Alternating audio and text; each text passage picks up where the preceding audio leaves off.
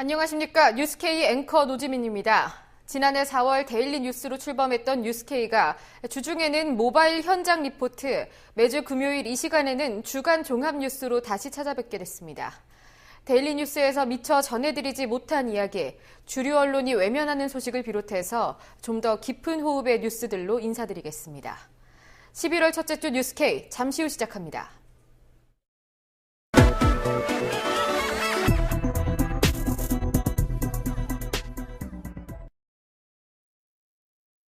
정부가 끝내 역사 쿠데타의 첫 발을 내딛었습니다. 지난 3일 정부가 역사교과서 국정화를 선언하기까지 온갖 편법적 행태가 난무했습니다. 역사교과서 국정화 과정에서 자행된 절차적 문제점들을 박다솔 기자가 정리했습니다. 중고등 역사교과서의 국정화가 선포된 지난 3일, 황교안 총리와 황우여 부총리 겸 교육부 장관은 연신 올바른 교과서를 만들겠다고 강조했습니다. 국민 통합을 이루기 위하여 국가의 책임으로 올바른 역사 교과서를 발행하기로 결정했습니다. 올바른 역사 교육을 위한 정부의 진정성을 믿어주시기 바랍니다. 청와대도 힘을 보탰습니다. 국정화가 확정된 다음 날 청와대 대변인은 기자들과 만나 이제는 올바른 교과서를 만드는 일에 국민들의 지혜와 힘을 모아야 한다고 말했습니다. 올바른 역사 교과서를 만드는 추진 과정은 올바르지 않았습니다.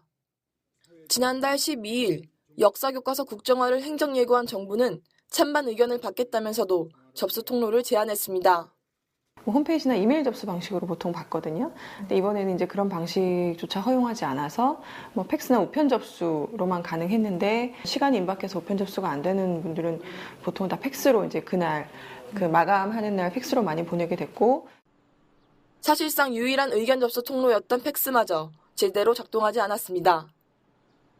이제 나중에 알고 보니까 이제 팩스가 꺼져 있었다라는 거고, 그 행정절차법에 보면 행정 예고와 관련해서 어쨌든 의견을 제출한 사람의 의견을 반영을 해서 정책을 결정을 해야 되고, 그 이제 의견을 어떻게 처리했는지 결과까지도 다 통보를 하도록 되어 있는데, 그 의견을 반영을 안 했다고 볼 수 있죠. 애초 5일 예정이던 확정고시 날짜는 이틀이나 앞당겨졌습니다. 의견을 검토할 시간이 충분하지 않았다는 비판이 제기됐지만 황 장관은 동의하지 않았습니다. 대개 그 의견이 한 12, 개의 유형으로 돼서 그 범위에서 더 이상 추가되는 게 없다라는 판단이 들고, 그거에 대한 검토, 또 어제 늦게 들어온 것은 오늘 새벽까지 우리 직원들이 다 맞추면은 이것은 조속히 매듭을 짓는 게 옳다라는 판단하에서 교육부가 홈페이지에 게시한 의견 수렴 현황입니다. 국정화 찬성 건수가 반대보다 2배 넘게 많습니다. 하지만 인원수를 기준으로 살펴본 결과는 다릅니다. 반대 인원이 찬성보다 2배 이상 많습니다. 교육부가 동일한 의견을 한 건으로 처리하면서 정반대의 결과가 나왔습니다. 정부가 국정화를 기정사실화한 상태에서 국민 의견 수렴 절차마저 요식으로 진행한 것입니다. 예산의 편성과 집행 과정도 석연치 않습니다. 행정예고 바로 다음 날인 지난달 13일, 국무회의에서 국정화 교과서 추진용으로 44억 원의 예비비를 의결했습니다. 예비비는 자연재해 등 예측할 수 없는 시급한 일을 대비한 긴급 예산입니다. 그런 예비비가 국정교과서 편찬이 확정 고시되기도 전에 편성됐고 상당수는 광고를 하는 데 사용됐습니다. 새정치민주연합 배재정 의원실에 따르면 역사교과서 국정화를 광고하는 데 쓰인 예비비는 44억 가운데 26억, 절반이 넘습니다. 국정교과서는 편법 교과서입니다. 정상적으로 예산을 교부받는 대신에 재해나 써야 하는 예비비를 편법으로 교부받아서 홍보비에 쓰고 있는 중입니다. 예산 내역 전체도 공개를 거부하고 있습니다. 국정교과서를 만드는 과정 자체가 편법과 탈법의 연속이라 해도 과언이 아닙니다. 예산 관련 주무부처인 기획재정부는 예비비 사용 내역 공개를 거부하면서 전례가 없다는 이유를 들었습니다. 하지만 지난 6월 메르스 조기 종식을 위해 예비비 505억 원을 편성했을 당시 정부는 이 내역을 보도자료로 배포했습니다. 국회 입법조사처도 국회에 사용 계획서를 제출하는 게 헌법 취지에 부합하다고 밝혔습니다.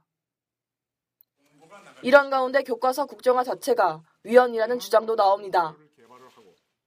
헌법은 교육의 자주성, 전문성, 정치적 중립성 등이 법에 의해 보장된다고 명시하고 있습니다. 국정교과서가 헌법에 보장된 기본권을 침해할 우려가 있다는 의미입니다. 교사들이 가지는 교육의 자주성, 전문성, 그리고 중립성이라는 그 요청에도 어긋나고요. 그리고 학생들의 입장에서도 교육을 받을 권리라든지 양심을 형성할 수 있는 자유라든지 이런 것들이 본질적으로 침해되는 그런 문제가 있죠. 교과서 국정화라는 것은 다양성을 토대로 하는 자유민주적 기본에서 우리 헌법의 가장 중요한 원칙이죠. 이 원칙을 정면에서 거부하는 그런 반체제적인 제도라고 하지 않을 수가 없습니다. 하지만 보수화된 헌재 재판관 구성을 고려할 때 헌법 소원에 실익이 없을 것이라는 지적도 있어 야권과 시민단체의 대응이 주목됩니다. 국민TV 뉴스 박다솔입니다. 정부의 역사교과서 국정화는 이미 시작됐습니다. 추진 과정에서 드러난 것 이상의 잡음이 앞으로도 예상됩니다. 조금 전에는 대표 집필진인 최몽룡 서울대 명예교수가 자진 사퇴했습니다. 취재기자와 좀 더 상세하게 알아보겠습니다. 박다솔 기자, 최 교수가 완전히 집필해서 손을 뗀 겁니까? 예, 그렇습니다. 교육부 측은 최몽룡 명예교수가 집필에 참여하지 않겠다는 뜻을 전해왔고 국사편찬위원회도 이를 수락했다고 밝혔습니다. 최 명예교수는 선사 분야의 대표 집필진으로 초빙됐었는데요. 국사편찬위가 집필진을 공개한 지난 4일 최 교수의 집으로 취재를 하러 온 기자를 성희롱했다는 보도가 나오면서 결국 자진 사퇴했습니다. 예, 그렇다면 현재까지 공개된 국정교과서 대표 집필진이 신영식 이화여대 명예교수 한 명뿐인가요? 예, 그렇습니다. 신영식 교수는 고대사의 집필진인데요. 예. 대표 집필진으로 참여하게 됩니다. 네, 신영식 명예교수가 어떤 평가를 받고 있는지도 잠깐 짚어보면 좋을 것 같습니다. 네, 신 교수의 지난 행보를 살펴볼 필요가 있습니다. 신 교수는 지난달 중순 정부 쪽에 국정화 찬성 의견을 전달한 원로 사학자 7명 중 1명입니다. 또 교학사 교과서가 친일 독재미화 논란에 휩싸였던 2013년에 이를 옹호하는 성명을 발표하는 데도 참여했습니다. 지난 수요일 국사편찬위의 기자회견에서는 기존 교과서가 여러 가지 문제가 있는 것 같다는 발언을 공개적으로 하기도 했습니다. 예, 신영식 명예교수 외에 또 다른 집필진은 얼마나 됩니까? 예, 국사편찬위가 지난 4일 홈페이지에 게시한 집필진 공모 내역을 근거로 지금까지 확정된 집필진 수를 유추할 수 있는데요. 공모 내역을 보면 교수, 연구원, 현장 교원을 대상으로 25명을 모집한다고 명시돼 있습니다. 정부가 역사교과서 국정화를 공식화한 게 지난달 12일입니다. 그러니까 한 달이 가까운 기간 동안 정부가 직접 섭외한 집필자는 10여 명에 불과했다는 의미입니다. 예, 방금 보신 화면, 지금 나오고 있는 화면처럼 11명, 불과 11명밖에 섭외되지 않았는데 지금 현재로서는 원래 일정대로 진행될 수 있을지도 좀 의문이에요. 예, 국사편찬위 관계자는 아직 집필진 공모가 남아있기 때문에 무리 없이 진행될 수 있다고 밝혔습니다. 국사편찬위는 늦어도 이번 달 20일까지 36명 안팎의 규모로 집필진을 구성하고 이번 달 말부터 약 1년 동안 집필 작업을 진행할 계획입니다. 집필이 끝난 교과서는 내년 12월 감수와 현장 적합성 검토를 거친 뒤 2017년 3월부터 교육 현장에서 사용될 예정입니다. 네, 아무래도 밀실 집필, 편향성 논란, 이런 논란들에서 벗어나기는 어려워 보입니다. 정치권에서는 국정화 강행의 후폭풍이 오래가지 않을 것으로 보입니다. 이른바 국민 불복종까지 요구했던 새정치민주연합은 5일간의 농성을 끝내고 다음 주 월요일부터 국회 일정에 복귀하기로 했습니다. 여당의 민생 프레임에 밀려서 투쟁 강도를 낮추고 또 노선을 둘러싼 당내 갈등 양상까지 되풀이될 조짐이 보입니다. 안은필 기자가 전합니다. 새정치민주연합이 농성 닷새 만에 국회 정상화를 선언했습니다. 새정치연합은 오늘 오후 국회 농성을 해제하고 다음 주 월요일부터 국회 일정을 정상화하겠다고 밝혔습니다. 정부의 한국사교과서 국정화 확정고시 방침이 알려진 지난 2일 저녁 철야 농성에 돌입하며 강경한 대응을 보이던 새정치연합이 한발 물러선 모양새입니다. 내년도 예산심의, 선거구 획정 문제 등 현안이 산적한 것은 사실이지만 새정치연합이 너무 쉽게 물러났다는 비판이 제기됩니다. 특히 새정치연합의 이러한 후퇴는 새누리당의 이른바 민생 프레임에 휘말린 것이라는 분석이 나옵니다. 정부가 중고등 한국사교과서의 국정화를 확정고시한 이후 새누리당은 민생을 강조하고 나섰습니다. 지난 목요일에는 회의실 문구까지 바꿔달았습니다. 한국사 교과서 관련 문구가 차지했던 자리에 민생이 들어선 겁니다. 이제는 민생입니다. 오늘 우리 당의 백보드 문구는 이제는 민생입니다로 바꿨습니다. 야당은 역사 교과서 문제로 국회를 보이콧하고 있는데 19대 국회 마지막 정기국회에서 해야 할 일이 얼마나 많은데 장애로만 돌아다니는지 참 이해할 수 없습니다. 새누리당 의원들의 발언에도 민생이 자주 등장했습니다. 국민들은 목이 말라 민생 운물을 간절히 원하고 있는데 문재인 대표께서는 민생 운물 파기를 내팽개치고 후진적인 정치 선동만을 일삼고 있습니다. 지금 가장 절박한 국민들의 지상 명령은 일자리를 창출하고 경제를 살리고 국회가 시급한 민생 법안을 처리하라는 것입니다. 새정치연합의 농성이 오래가지 않을 것이라는 분위기는 이미 감지됐습니다. 지난 4일 국정화는 전면 무효라고 강조했던 문재인 새정치연합 대표는 대국민 담화 하루 뒤인 5일 국정화 반대와 함께 민생도 살려야 한다고 강조했습니다. 우리 위기에 빠진 경제와 민생도 살려야 합니다. 역사 국정교과서 반드시 막아내는 것, 또 그와 함께 경제와 민생 살리는 것, 이 두 가지 중대한 과제를 우리가 어떻게 함께 병행해서 성공해낼 수 있을지, 그에 대해서도 많은 논의들이 필요하다고 봅니다. 민생을 먼저 내팽개친 것은 국정화 카드를 꺼내든 정부와 새누리당이라는 전제가 달렸지만 국회 일정 중단으로 인한 역풍을 우려하는 모양새였습니다. 또한 지난 12.8 재보궐선거 패배와 관련해 당내 비주류의 공세가 다시 시작될 조짐을 보인 것도 국회 복귀의 한 이유로 보입니다. 한편 새정치연합은 오늘 저녁 한국사 교과서 국정화 저지를 위한 두 번째 장외 집회를 진행합니다. 국민TV 뉴스 안은필입니다.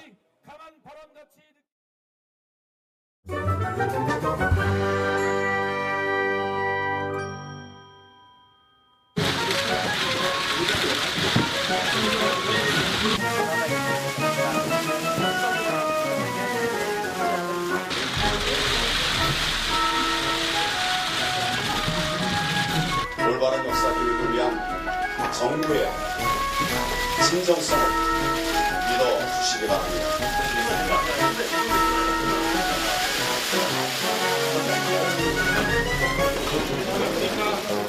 네, 지금까지 청관입니다.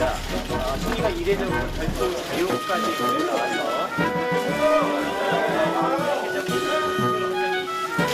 10회부터 8회까지 교과서 개발 전 과정을 투명하게 운영할 것입니다. 네, 지금부터 기자님들의 질문을 드리겠습니다. 네, 지금까지 송규환 국무총리의 대국민 담화와 황운여 교육부 장관의 설명에 헌법 가치가 않은 구체적인 실효되는 것을 치료한 이하 우리 시립부장님께서 상세하게 말씀드리겠습니다.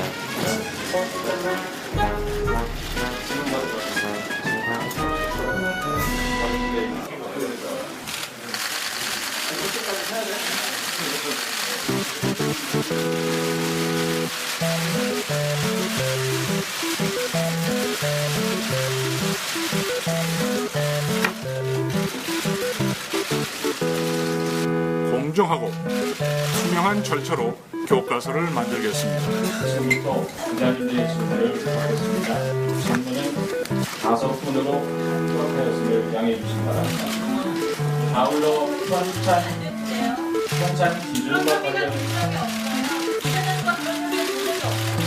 현장 기준과 관련된 내용은 현장 기준이 확정되는 12월 말에 별도로 브리핑할 예정이니 이에 대한 질문은 다음 브리핑 때 해주시기 바랍니다. 일정한 시간이 나면 공개가 됩니다. 운동을 공개하면 별 의미가 없죠. 원고가 끝날 때까지는 구분들을 하나하게 해드릴 필요가 있습니다. 아니 그건 여기서는 요번에 좀 해주지 말아주세요. 아니 우선은 저하고 하시고. 글쎄, 그러니까 아까 얘기를 했죠 아까. 그건 이 다음에 나중에 다 공개가 됩니다. 일정한 시간이 되면 다 공개가 됩니다. 지금 나오신 분들은 어떤 면에서 균형적인지 중간에 다 나오는 다시 없다고 하지 안 하십니까? 이렇게 말씀하시는 아직 결정이 안 되는 그런 건가요? 궁금하지 않을까? 본인이 늘렸습니까?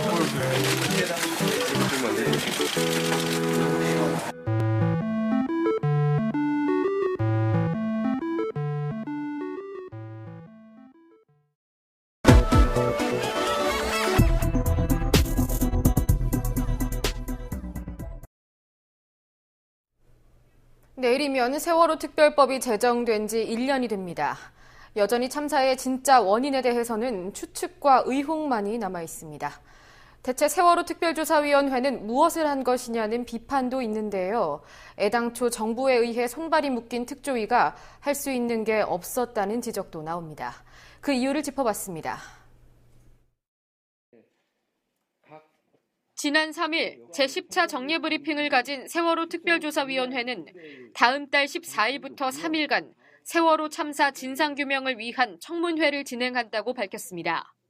조사 결과물이 확보되지 못한 상태에서 청문회를 개최하게 되어 상당히 마음이 급합니다.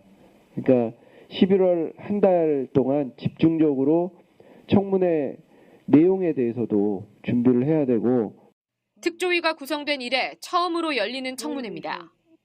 특조위 활동의 첫 단계라 할 수 있는 진상규명 조사는 2달 전인 지난 9월에서야 시작됐습니다. 내일이면 세월호 특별법이 제정된 지 1년이 되지만 특조위는 지금껏 주목할 만한 성과를 내지 못했습니다. 세월호 참사 유가족 측 변호사는 특조위가 제대로 조사 활동을 하기 어려운 환경이라고 지적합니다.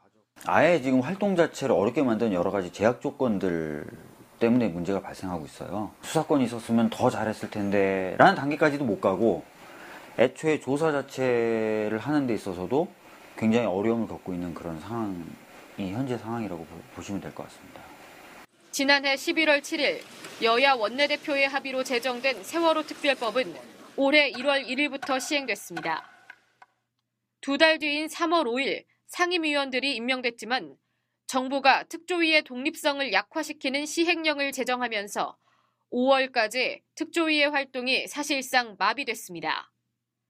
예산도 뒤늦게 배정됐습니다. 특조위의 예산이 배정된 시점은 별정직 공무원이 배치된 뒤인 지난 8월. 특별법 제정 이후 8개월 동안 공전을 거듭한 끝에 특조위는 3달 전에 이르러서야 실질적인 활동을 시작했습니다. 전체 조직은 여전히 갖춰지지 않았습니다. 9월 31일 현재 특조위 전체 인원은 74명.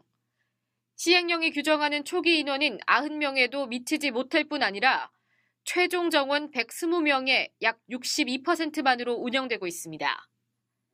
특조위 측은 이번 달 중순이 지나야 최종 정원이 채워질 것으로 보고 있습니다. 충원이 다 된다 해도 제대로 된 조사 작업을 진행하지 못할 가능성이 있습니다. 정부가 특조위의 활동 시한을 내년 6월로 못 박았기 때문입니다. 세월호 특별법 제7조 1항에 따르면 위원회는 구성된 시점부터 1년간 활동할 수 있으며 6개월 이내에서 활동 기간을 연장할 수 있습니다. 정부는 특별법 제정일인 1월 1일이 위원회 구성 시점이라면서 1년 6개월 뒤인 내년 6월에 활동을 종료해야 한다고 주장합니다. 반면에 특조위 측은 예산이 배정된 지난 8월부터 위원회가 구성된 것으로 봐야 한다는 입장입니다. 임명만 하면 1월 1일로 소급되기로 돼 있는데 소급된 1월 1일부터 상임위원이 있었으니 그러니 이제 그 조사 개시를 조사를 할 수 있었지 않겠냐, 이거는 아닌 거죠. 이 조사관들이 있어야 뭘 하는 거죠. 특별조사를 위원할 그 위원회의 준비가 된 거가 언제냐? 저희가 볼 때는 인원과 예산이 배정된 날이니까 8월부터라고 생각한다는 거죠. 그럼에도 불구하고 특조위 구성 시점이 특별법 제정일로 확정된다면 특조위는 내년 7월에 인양될 예정인 세월호 선체에는 손도 대지 못하게 됩니다. 기획재정부는 이미 특조위가 신청한 인양선체 조사 예산을 삭감했습니다. 지난 10월 국회 운영위원회에 출석한 안종범 대통령 비서실 경제수석 비서관은 특조위가 신청한 예산이 해수부의 인양선체 관리 예산과 중복되기 때문에 예산을 삭감했다고 밝혔습니다. 하지만 사실과 다르다는 지적이 제기됩니다. 미수습자 수습과 해양오염 방지가 목적인 해수부 예산안과 달리 특조위 예산안은 선체조사를 통한 진상규명 용도라는 설명입니다. 지금 강주 고등법원 같은 곳에서는 왜 침몰했는지에 대해서 조타를 잘못했다도 있지만 선체에 뭔가 결함이 있을 수도 있다. 이런 그 입장도 재판부에서 표명을 하셨고, 그래서 인양된 후에 인양된 선체에 대해서 정밀하게 검사할 필요가 있다고 하는 것이 판결문의 내용을 보면 그런 취지가 나와 있어요. 그런 거는 사실은 진상규명과 관계가 있다는 거죠. 지난 4월 세월호 참사 당시 3등 항해사와 조타수에게 무죄를 선고한 재판부는 바닷속에 가라앉은 세월호 선체를 인양해 정밀 조사를 해야만 사고 원인이 밝혀질 수 있다고 지적했습니다. 세월호 선체가 참사의 마지막 증거가 될 수 있다는 겁니다. 유가족 측 변호인 역시 세월호 선체 조사 결과의 중요성을 강조합니다. 다른 과거에 만들어졌었던 여러 진상규명위원회들과 달리 청문회를 할 수 있는 권한이 부여되어 있고, 그 청문회를 무제한으로 할 수 있습니다. 그리고 특검을 한 번도 아니고 2번을 요청할 수 있게 돼 있어요. 그러니까 권한 자체는 비록 우리가 요구했던 수사권과 기소권을 갖지는 못했지만 역대 어떤 위원회보다 강력한 권한을 갖고 있거든요. 어느 정도 활동을 할 수 있게 국민분들이 좀 도와주시면 생각했던 것 이상의 결과가 나올 수도 있다고 저는 보고 있어요. 정부가 특조위 활동에 대한 입장을 번복할 여지를 보이지 않고 있는 가운데 공은 국회로 넘어갔습니다. 활동 기한을 연장하는 내용을 담은 특별법 개정안의 통과 여부가 특조위의 운명을 가를 것으로 보입니다. 국민TV 뉴스 노지민입니다. 앞서 전해드린 대로 이제 막 조사를 시작한 특조위는 앞으로의 활동이 불투명해졌습니다. 특조위가 세월호 선체를 조사하기 위해서는 여야가 특조위 기간 연장에 합의해야 하는데요. 새누리당은 이 합의에 대해서 부정적인 입장을 보이고 있습니다. 지난달 28일에 열린 국회 농림축산식품해양수산위원회.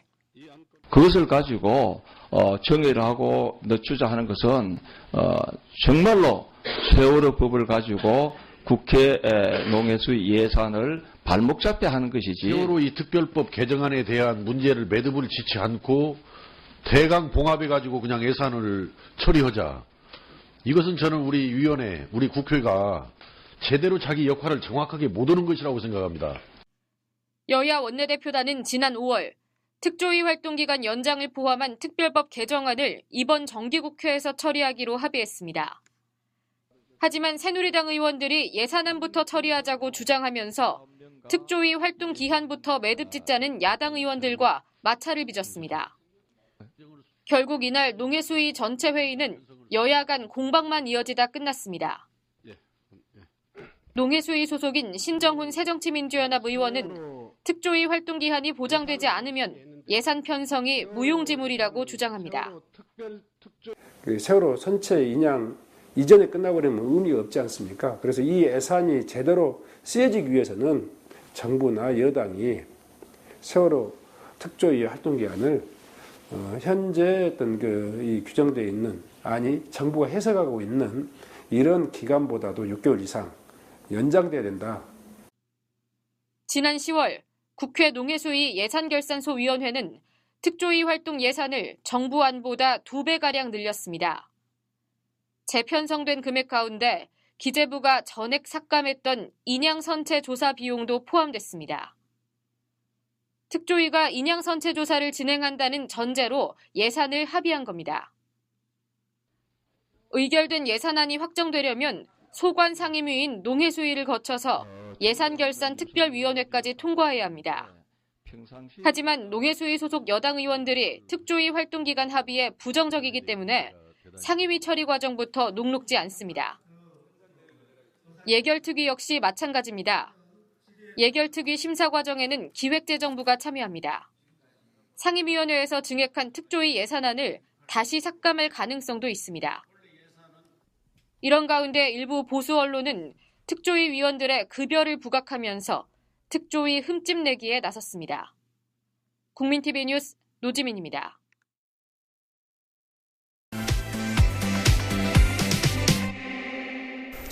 뉴스K가 선정한 한 주간의 주요 뉴스, 뉴스K 주간 브리핑입니다. 저는 진행을 맡은 아나운서 정승조입니다. 11월 첫째 주 뉴스K 주간 브리핑 시작합니다. 지난 3일 정부가 중고등 역사교과서의 국정화 발행을 확정 고시했습니다.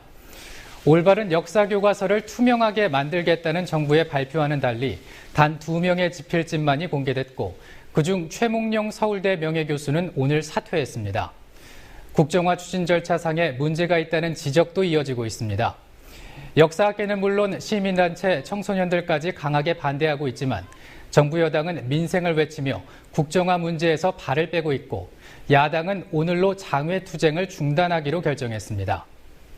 한편에선 국정화 반대 시국선언의 참가자들에 대한 징계 가능성이 높아지고 있습니다. 국가기관 통신사인 연합뉴스, 공영방송 KBS, 보도 전문 채널 YTN은 시국선언 참여 직원들의 징계를 시사했고 교육부는 전교조 전임자들에 대한 징계에 착수했습니다.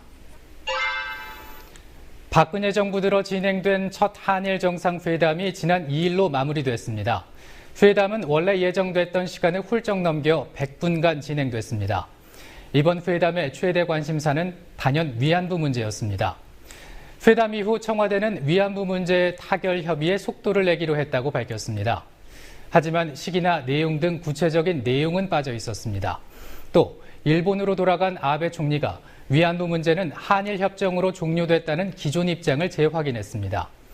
위안부 문제의 연내 해결은 불가능하다는 분석이 나옵니다.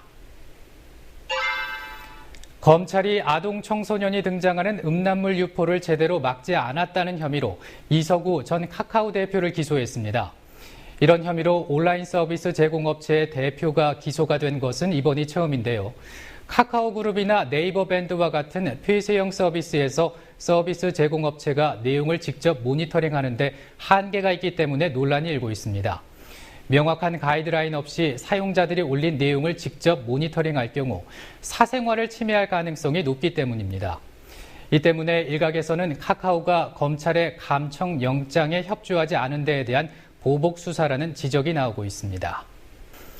정부가 한국형 전투기 사업을 추진해야 한다는 근거로 제시했던 전투기 개발 핵심 기술 확보율이 왜곡 과장됐다는 지적이 나왔습니다. 정의당 국방개혁기획단은 지난 2일 한국형 전투기 사업 1차 진상조사 발표 기자회견을 열고 전투기 개발 기술 90%를 확보했다는 국방부의 주장은 왜곡 과장돼 있다고 지적했습니다. 정의당 국방개혁기획단 김종대 단장은 지난해 한국과학기술기획평가원의 주관하에 객관적으로 평가한 결과 국내 기술 수준은 14%에 불과하다고 지적했습니다. 지난달 31일 이집트에서 러시아 여객기가 추락해 승객 전원인 224명이 사망했습니다. 이 추락 사건 이후 극단주의 무장 세력인 이슬람 국가 IS가 자신들이 여객기를 격추시켰다는 주장을 폈는데요. 사고의 원인이 테러였을 가능성에 무게가 실리고 있습니다. 현지 시각으로 어제 영국 정부가 폭탄 테러 가능성을 공식적으로 제기한 데 이어 미국 백악관도 테러 가능성을 배제하지 않고 있다고 밝혔습니다. 성남시에 이어 서울시도 청년 수당을 도입하겠다고 발표했습니다. 서울시는 서울에 거주하는 만 19세에서 29세 청년 가운데 정기적인 소득이 없는 미취업자 3,000명에게 최대 6개월 동안 50만 원의 활동 보조비를 지급하겠다고 밝혔습니다.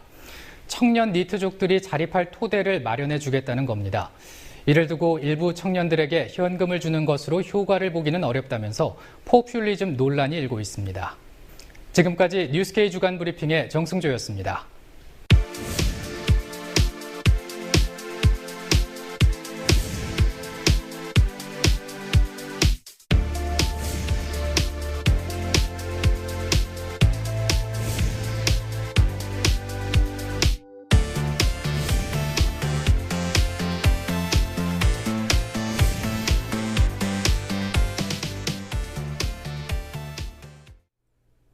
역사교과서 국정화가 강행된 지난 3일 언론의 다양성도 통제되기 시작했습니다. 5인 미만 언론사의 등록을 취소하는 신문법 시행령 개정안이 시행되면서 인터넷 언론사의 85%가 사라질 위기에 놓였습니다. 한국 최초의 대한인터넷 언론으로 출범한 뒤 지난 16년간 노동자들의 목소리를 전해온 참세상 역시 등록 취소 대상에 포함됐습니다. 유지연 PD가 참세상 홍성만 편집장을 만나봤습니다.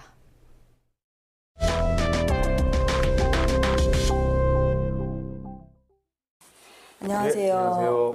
네, 참세상 인터넷 신문사인데 소개를 짧게 부탁드립니다. 예, 참세상은 벌써 그냥 활동 시작한 지 16년째 되는, 그러니까 한국에서 최초의 대한 인터넷 언론이라고 보시면 되겠습니다. 일단은 뭐 저희가 광고가 없고 상업적이지 않은 형태로 운영이 되고 있어서 완전 회원제로 좀 운영을 하고 있고요.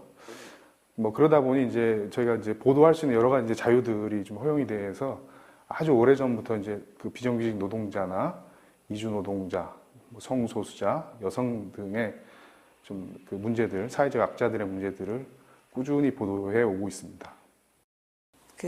지난 3일 신문법 시행령 개정안이 국무회의를 통과했습니다. 찬성의 목소리도 또 비판의 목소리도 나오고 있는데 그 비판의 목소리 중에서는 언론 표현의 자유를 제한한다 이런 이야기들이 나오고 있는데 어떤 생각 가지고 계십니까? 최근에 이제 미디어 경향이라고 하는 것이 이제 스마트 미디어화 되고 있고 그 얘기는 이제 어떻게 보면 이제 그 언론의 규모가 작아지고 심지어 이제 개인화되고 있다고 볼 수 있는 거죠. 지금 정부의 이 조치들은 이제 스마트 미디어를 이제 선거 시기에 이제 규제하겠다라고 하는 어떤 정치적인 목적들을 분명히 좀 밝힌 행위라고 좀 볼 수 있을 것 같아요. 특히 이제 뭐 그 전 이명박 정부 때도 그렇고 지금 박근혜 정부 선거 시기마다 사실 인터넷 관련해서 이제 홍역을 앓고 있는 그런 상황이고 이게 이제 그 스마트 미디어화 되기 시작하면서 양쪽인 거죠. 하나는 인터넷 언론을 규제해야 되고 또 한편에서는 그 1인 미디어라고 불리는 이제 개인 미디어라고 불리는 뭐 블로그라든가 페이스북 같은 그런 SNS를 통제를 해야 되는데 이 흐름들을 계속해서 가져오고 있다고 보여집니다. 최근에 이제 인터넷 언론에 대한 이 통제도 그 연장선 하에 있는 것이 아니냐라고 보여지고요. 다음 선거를 좀 예고해 본다면 곧바로 이제 인터넷 언론에 대한 규제로부터 SNS에 대한 규제, 재갈 물리기, 정치적인 어떤 그런 압박들을 더 강화하리라고 보여집니다. 문체부 입장은 사이비 언론을 막고 그리고 저널리즘의 질을 높이겠다 이런 생각을 가지고 있습니다. 이에 대해서는 어떻게 생각하시는지요? 저는 그렇게 보는데, 그러니까 지금 고속도로에 과속이나 난폭 운전들이 많이 일어나고 있고, 그것 때문에 이제 그 사고율이 높아지고 있습니다. 근데 이 고속도로의 난폭과 과속의 주범은 이제 중대형 차인데, 마치 이것이 이제 차량이 늘어났기 때문에 이런 사고들이 많이 발생한다고 보고, 1000cc 미만의 경차들을 그 고속도로 통행을 금지시키겠다는 그런 이제 조치인 것이죠. 사실상 이제 문제의 원인과 그것의 대처 방안이 서로 다르다라고 좀 보여지는데, 이게 국정교과서 도입 논리와 이번 그 인터넷 언론 규제 논리가 서로 똑같습니다. 서로 관계가 없다는 거죠. 근데 사실 인터넷 매체가 언론이 이제 매년 해마다 이제 굉장히 기하급수적으로 증가하는 건 사실입니다. 그리고 그에 따라서 무작위로 보도를 쏟아내는 어뷰징 기사들, 소위 어뷰징 기사들이 많이 늘어나고 있는 것도 사실이고요. 그래서 인터넷 뉴스가 혼탁해졌다 이런 비판 지점들도 분명히 있거든요. 이에 대해서는 어떻게 생각하십니까? 사실상 이제 뭐 선정적인 보도나 그리고 이 광고를 끌기 위한 이 남용, 어뷰징 행위들은 그런 이제 주류 대형 언론사들에 의해서 이루어지는 것이 더 많고요, 실제로. 그 이제 포탈 중심의 이제 인터넷이 이제 포탈 중심의 이제 서비스로 가게 되면서 거기서 이제 광고를 더 많이 끌기 위한 조회수를 더 높여서 광고를 더 확대하기 위한 조치로서 뭐 여러 가지 남용 행위들이 이루어지기 때문에 이것이 사실상 소규모의 인터넷 언론들이 그렇게 할 수 없는 구조거든요. 그러니까 뭐 포털 진입 자체도 거의 불가능할 뿐만 아니라 그 속에서 뭐 남용 행위가 이루어진다고 하는 것은 더 말이 안 되는 그런 얘기라고 볼 수 있습니다.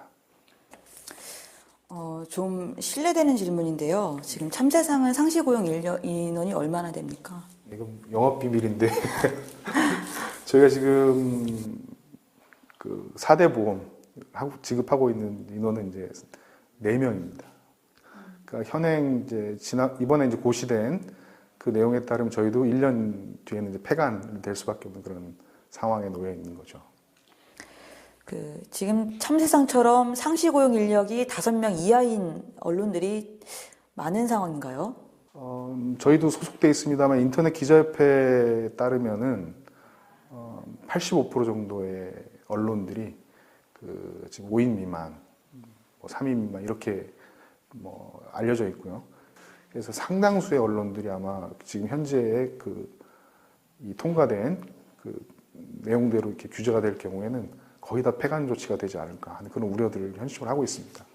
웅훈이지만 말씀드려보겠습니다. 왜 이렇게 힘든 상황에서 보도를 하는 것이 필요한가요?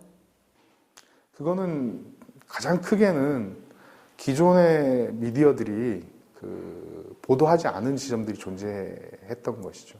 노동자들의 이제 목소리라든가 우리 사회에 여러 가지 다양한 목소리들이 있는데 큰 매체들, 주류 미디어들 같은 경우에는 정말 힘 있는 사람들의 목소리를 중심으로 보도할 수밖에 없는 그런 거죠. 광고라든가 재정 문제가 같이 또 걸려 있는 그런 상황이고요.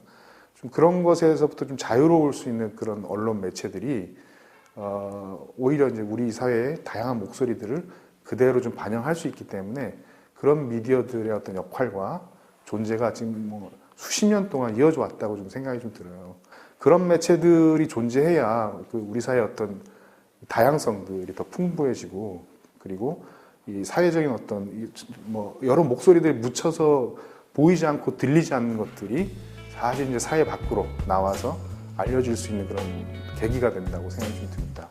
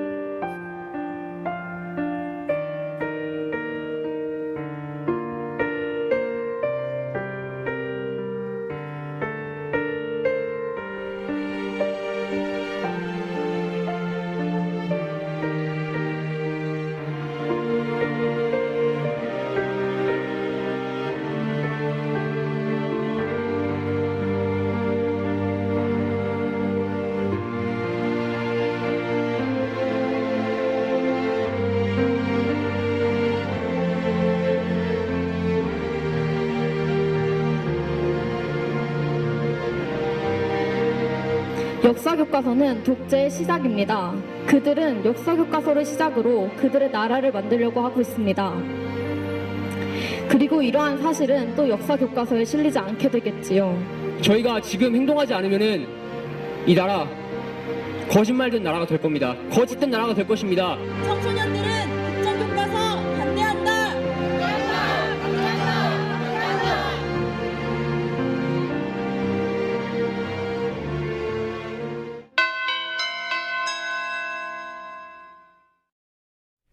역사교과서 국정화에 대한 국민 여론은 압도적인 반대였습니다. 이른바 애국보수를 자처하는 일부 국민을 제외하면 말입니다. 애국이라는 단어가 일부 세력의 전유물처럼 되어버린 사례를 보면서 얼마 전 한국을 방문한 하토야마 유키오 전 일본 총리의 말을 곱씹게 됩니다. 진정한 애국심은 과거의 역사적 사실을 직시하고 잘못에 대해 사죄하는 용기를 가지는 것이 아닐까. 눈부신 발전, 국민의 자존심과 민족적 긍지만을 강조하며 과거를 직시하고 사죄할 수 있는 용기를 지운다면 올바른 역사는 쓰여질 수 없습니다. 오랜만에 인사드린 뉴스K 어떻게 보셨는지요? 뉴스K 취재진은 앞으로 조합원 여러분의 제보를 깊이 있게 살펴보려 합니다. 국민TV 홈페이지에 있는 제보 게시판을 통해서 여러분의 소중한 이야기를 기다리겠습니다. 시청해주셔서 고맙습니다. 다음 주에 뵙겠습니다.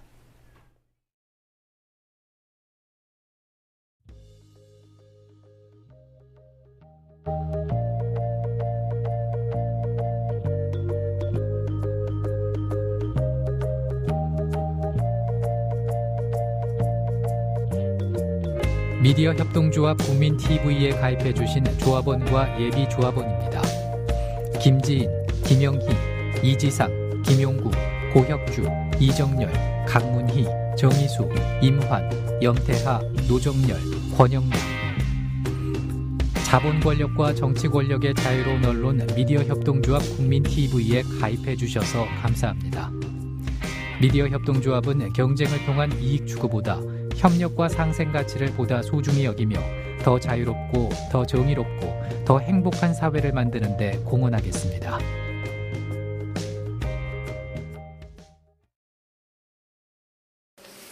가볼게요. 네.